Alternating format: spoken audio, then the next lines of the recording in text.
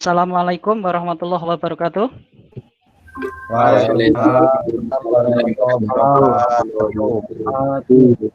Selamat pagi anak-anak. Gimana kabarnya hari ini? Sehat? Alhamdulillah. Sehat. Alhamdulillah.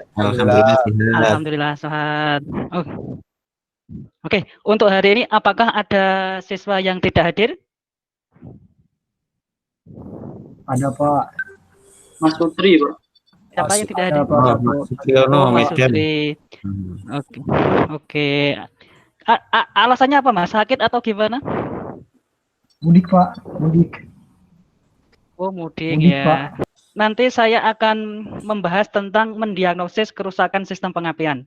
Tapi sebelum membahas kerusakan sistem pengapian ini, terlebih dahulu saya akan mengecek untuk kemampuan dasar yang sebelumnya, yaitu tentang komponen-komponen sistem pengapian.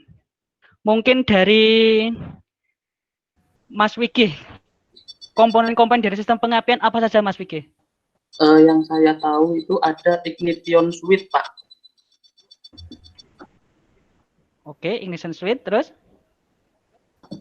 Ada aki, Pak. Aki, terus? Terus apa itu, Pak? Ya, coil. Well ya, terus apa lagi? Kabel, Pak. Kabel banyak pokoknya, Pak. Kabel, oke. Jadi secara keseluruhan untuk komponen sistem pengapian nanti ada baterai, kunci kontak atau ignition switch, koil pengapian, distributor, kabel tegangan tinggi, dan busi. Nah, untuk pada KD ini kita akan membahas tentang mendiagnosis kerusakan sistem pengapian konvensional yang untuk pengetahuan, dan untuk KD keterampilannya adalah memperbaiki kerusakan sistem pengapian. Dari materi sebelumnya, untuk melaju ke langkah tahap diagnosis, kita harus tahu dulu apa sih wiring sistem pengapian, komponen dan cara kerja, serta bagaimana cara pengukuran. Nah, sebelum ke situ kita tinjau lagi untuk tujuan dari KD mendiagnosis kerusakan sistem pengapian. Yang pertama adalah melalui kegiatan praktik, siswa dapat mengidentifikasi kerusakan pada sistem pengapian konvensional. Yang kedua, melalui kegiatan praktik, siswa dapat melakukan perbaikan kerusakan sistem pengapian konvensional. Nah, secara umum fungsi dari sistem pengapian itu adalah untuk menghasilkan percikan api pada busi guna membakar campuran pada di dalam silinder. Nah, yang menghasilkan percikan bunga api itu siapa ya, Mas, kira-kira?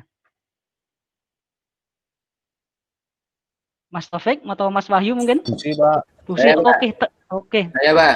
Apa, Mas? Busi, Pak. Oke, tepat sekali. Excellent. Ya, bagus.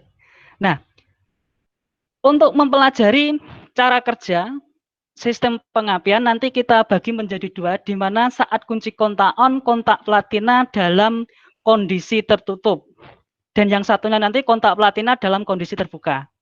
Nah, kita pelajari dulu untuk saat kontak pemutus dalam kondisi tertutup, maka aliran arus listriknya dari baterai akan mengalir menuju ke fusible link, kunci kontak, terminal masuk tahanan luar atau balas resistor, kemudian masuk ke positif coil, lilitan primer coil, negatif coil, kemudian masuk menuju platina, kemudian ke massa. Dengan termasakan ini, maka pada inti coil akan menjadi magnet.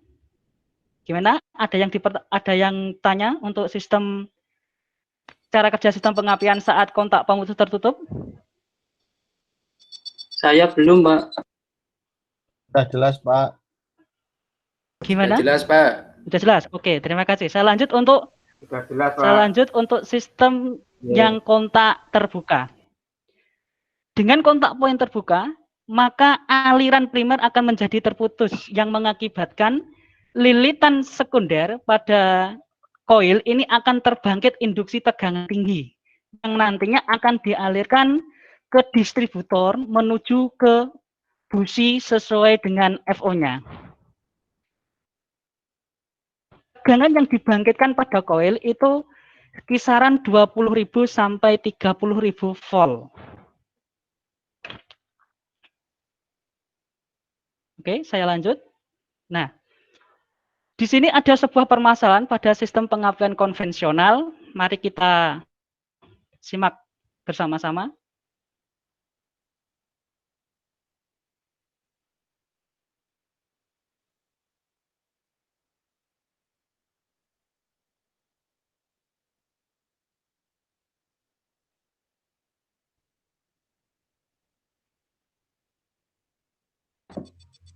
Pak, sembari menunggu tanya, Pak.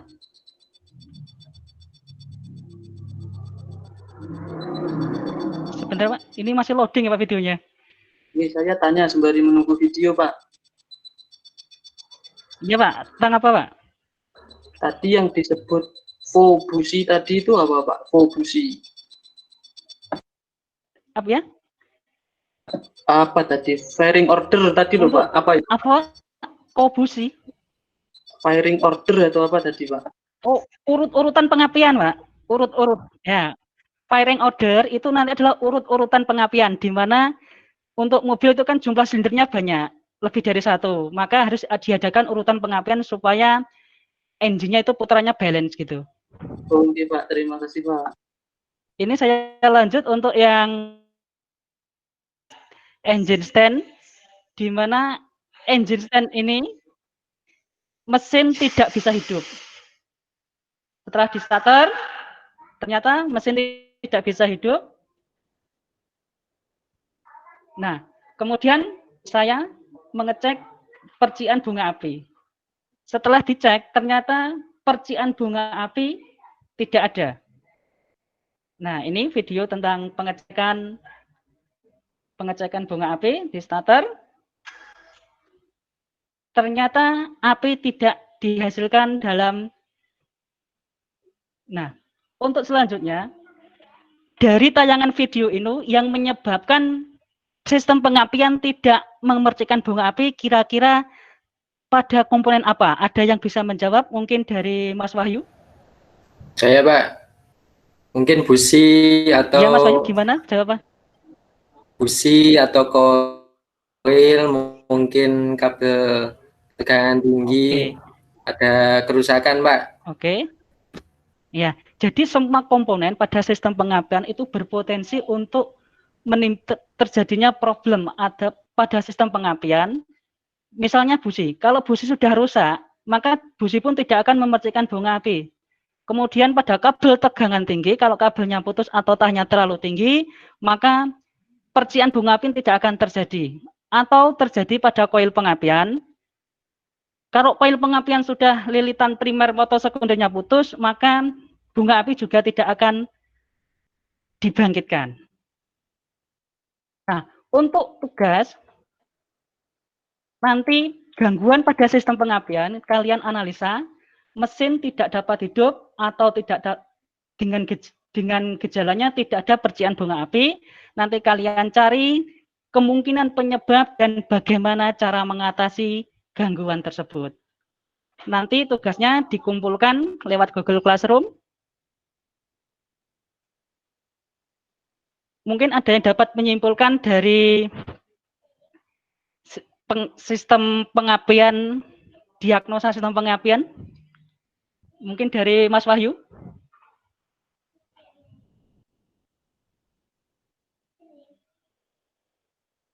Atau Mas Sutri atau Mas Taufik?